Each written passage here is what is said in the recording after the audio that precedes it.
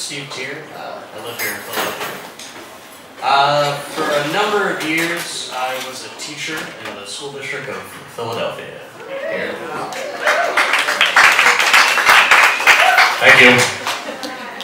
Needless to say, there are a lot of stories that come out of working in the school district of Philadelphia, or being a student, being anyone that is in a building in the Philadelphia school district.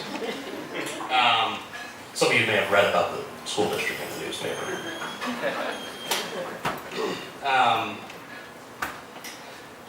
I worked at Edward Bach Technical High School in South Philadelphia for 4 years, Bach Tech's last 4 years.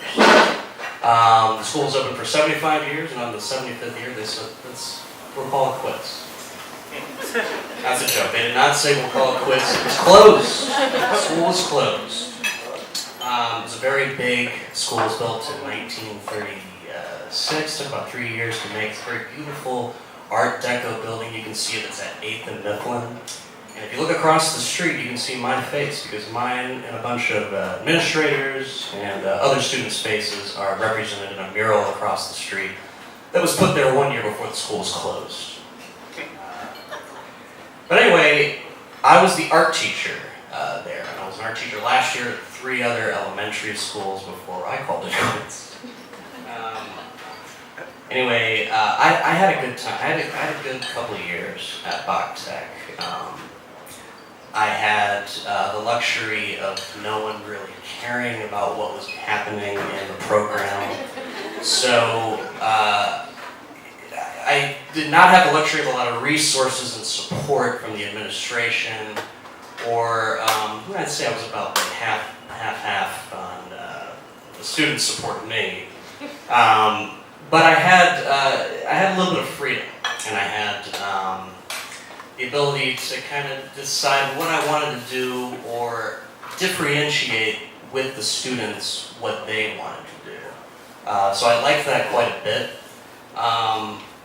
Sometimes the classroom kind of ran itself, and I enjoyed that.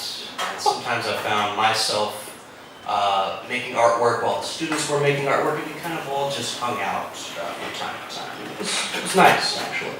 There wasn't a lot of structure in the classroom, so sometimes the kids kind of let their hair down a little bit, and shit would get a little weird from time to time. For example, well, I kept a book of quotes every year, and I would put this on the refrigerator of every place I lived in, so that my roommates could have a good laugh, or people that would visit the house would have a good laugh as well. For example, one time I heard a kid say to another kid, he said to me first, "Mr. Tier, can I go to the bathroom?" I said, "Sure." He grabbed the lav pass, and then he went over to the other kids, and he whispered to him. I could hear him, and he said, "I'm going to go fart on your locker."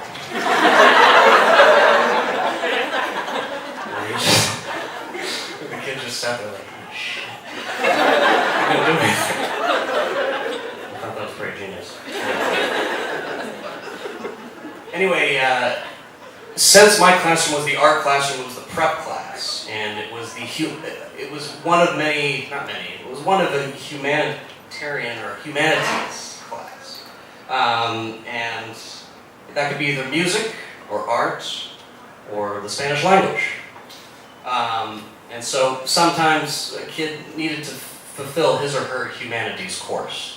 And so I was constantly getting new kids. My door was revolving continually. They wouldn't like art, and they would... Is that 4 minutes? Okay, very good. Anyway, the point of it is, I had very strange students that would show up. I had new kids constantly. And one new kid, I'll never forget him. His name was not really Cody. But Cody was a student with autism. And I was never really told how to handle his condition. But he would always say very strange things to me. And one time he said to me, "Mr. Tier, what if you had a love for a woman that continued on and never ended, and it went past and into the galaxies?" He said something like that. And I said, "Well, it depends." And And then the last thing he said to me, I could see he was very upset. He actually didn't say anything, because he was very upset, and he was sitting and he was looking at, and he was drawing his anime characters that he always drew. He was drawing so hard that the pencil point was breaking.